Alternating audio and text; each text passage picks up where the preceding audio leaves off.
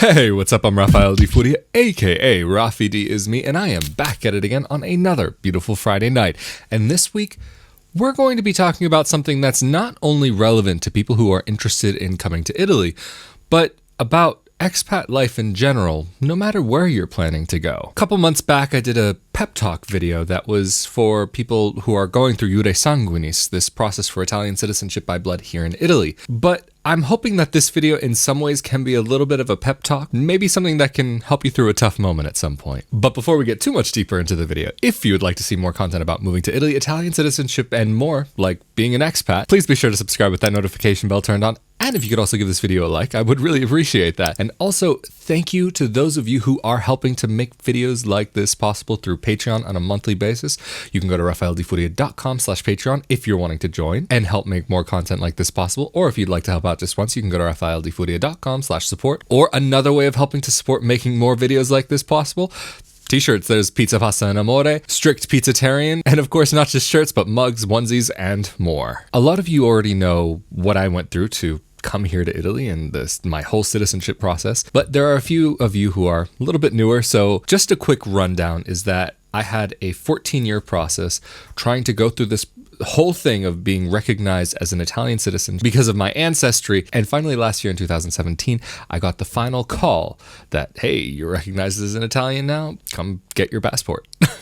And then not long after, I arrived in the country, and that's been it. So even though I had been planning for citizenship, and I always knew one way or another I was going to make my life here in Italy, but with the whole citizenship thing going on so long, I really got to the point where I didn't think it was going to happen. I was almost sure of it. And so I didn't necessarily get into looking into some of the more practical sides of living here. But because I had been here plenty of times, I had already had an idea of how some things work here, but there was not enough time for me to plan as much as I would have liked, because the time frame that I had to work with of either coming here or not coming here was very, very quick. So even though I recommend getting a job before you come here if possible and trying to line that up, I didn't have time for that. And because I was starting to get to that point where I thought maybe I wasn't going to get the citizenship and wouldn't be able to be here as soon as I thought I was, I didn't prioritize learning the language as much as I probably should have. So basically, I showed up with a few overweight bags and a few prayers in my pocket. But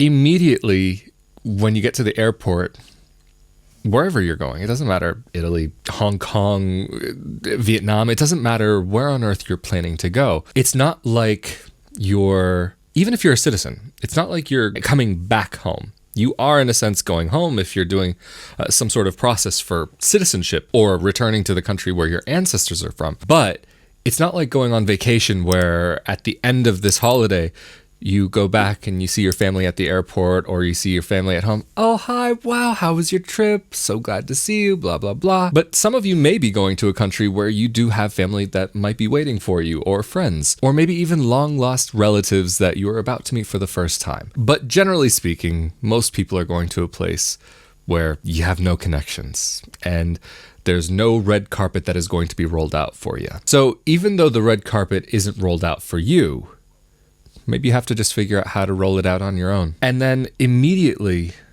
once you've gotten through security, you have your bags and you're ready to leave, you're just going to have this moment of like, oh crap, what now? It doesn't hit you all immediately, but it starts settling in, and it hits hard. Even when it's just starting to settle in, it hits real hard. The only thing that I knew for sure was that I had organized for somebody to come pick me up at the airport and to drive me to Alto Adige. And other than an AirBNB that I had booked, I really had no clue what was going to happen. Absolutely no idea. I came because I had been wanting to work on it for so long that it was finally possible, so I was just going to make it happen one way or the other. But after that, there was something I experienced almost immediately, which I know a lot of other people have experienced for various reasons, because you could be dreaming and hoping and wishing and praying and wanting for so long for something to happen, for moving to a new country or to gain your citizenship or anything else that could happen in life, that once you finally accomplish that goal, it's kind of like, oh, what now? So I was dealing with the what now of now that I'm here in Italy, and also the what now? Like, I've already accomplished basically everything that I set out for, because the previous goal that I had to do with my work and creating a business for myself and being successful enough to have a comfortable living situation. And I'd given that all up because that didn't even compare to my dream of being here in Italy. And with moving to a new country, it's all so overwhelming that you're in this whirlwind, and sometimes it's hard to pull yourself out of it. But it's always important to remember there is more that you can accomplish. But that's not to say that,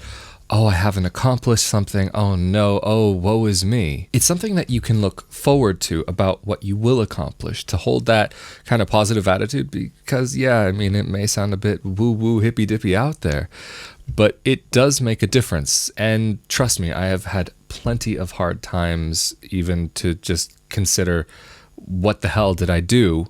And did I make the right decisions? Like, these thoughts go through my head almost every day. And having lived abroad for the past about almost 10 years now, well, actually really getting close to 10 years, is that the first few years in a place, or the first little while, are always the hardest. The way that's probably easiest for me to describe it is it's like a 5-step process or a 5-year process. Year 1, step 1. Basically, you're an infant. You're just learning how to walk again, how to talk again, how to get around, and how to live in this new world or location that you are now in. By the 2nd step, or what could be year 2, is you're starting to learn how to waddle around. You're saying a few words, simple words, basic phrases to get around. And you're just starting to see more of the world around you and to be able to interact with it and grab out for things and to really get a hold on the situation. But there's still a lot of work for you.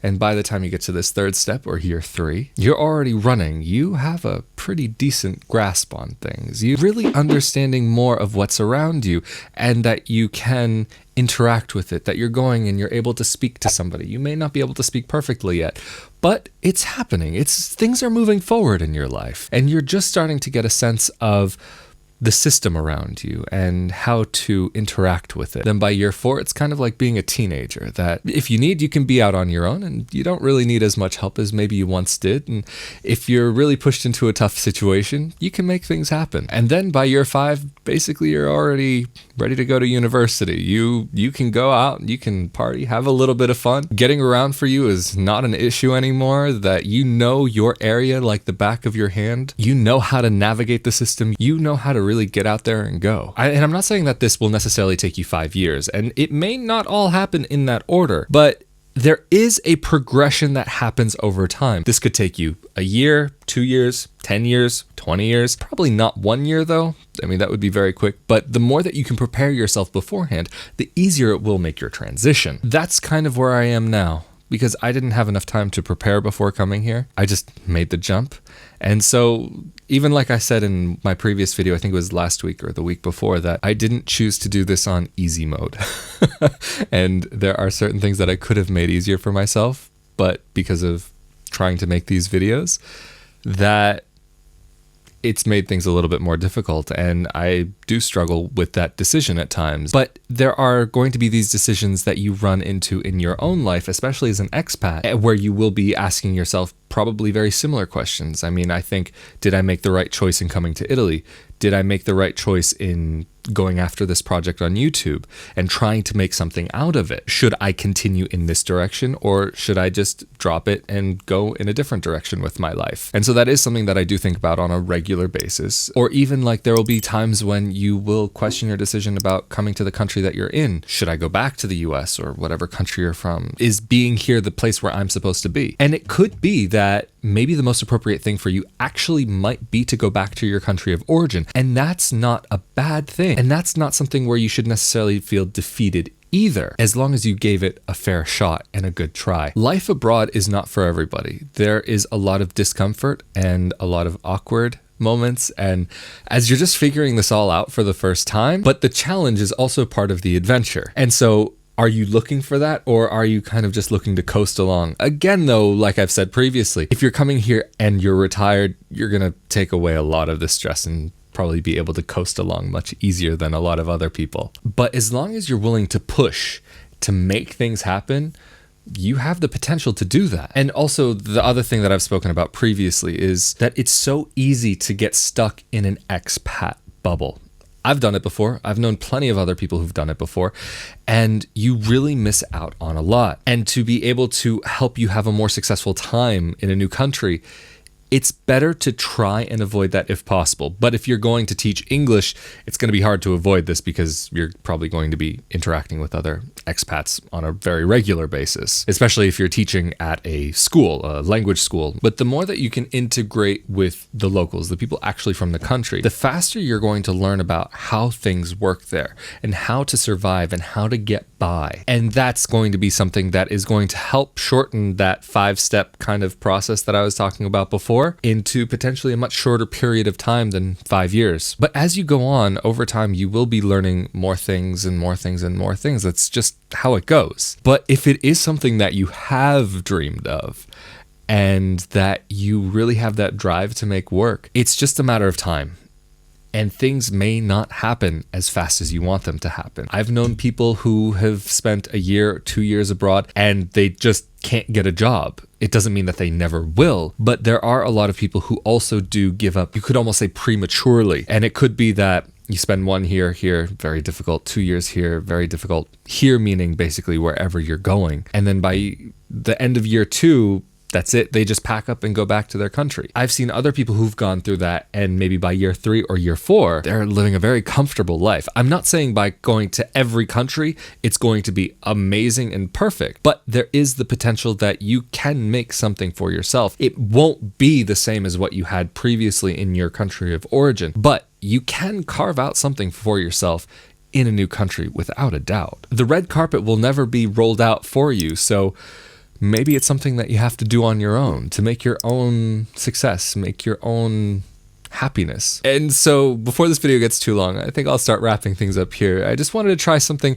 a little bit different for this last video of the year. And over the next year, I think I want to try some new things. I'm not quite sure how I'm going to approach this all yet. And thank you for coming along the ride with me so far. And I hope you enjoy what's coming up. And for those of you who've been along on this ride with me so far, thank you so much for being a part of this. This has been an amazing year and a little bit extra that I've been doing this project now. So really thank you all so much for making this year amazing. When I started out with this last year, I had no clue where I would be a year later. Now I'm sitting here just very grateful for all of the support that I've received. So thank you all so much. And especially to those of you who over the past few months have been helping me to make this possible through Patreon on a monthly basis. It's because of you guys that I'm able to continue doing this. It's because of you guys that I even have an internet connection that I can upload this video online to be able to continue with this. And even I wonder myself about what's going to happen in a year from now. I didn't even think that I would have come as far as I have. I mean, it's still, I realize that my channel is still a very small channel, but I didn't even think that I would get this far this year. So thank you all so much for all of your support. And of course, if you would like to see more content like this, please be sure to subscribe with that notification bell turned on. And if you could also give this video a like, I would really appreciate it, as it does really help out the channel. And for those of you who are interested to help make more videos like this possible on a monthly basis, you can become a monthly patron over on Patreon. You can go to rafaeldefuria.com/Patreon. Or if you'd like to help out just once, you can go to rafaeldefuria.com/support. And of course, if you're interested in helping in a different way, there are shirts, mugs, and more available with pizza, pasta, amore, strict pizzatarian, and other designs. You can go to rafaeldefuria.com/NYAG gear. And as always, I'm Rafael de Furia, aka Rafi D is me. Thank you for joining me on another beautiful Friday night for the final Friday night of 2018, and I cannot wait to see you all next year. I hope you all have a great weekend and a happy and healthy new year. See ya.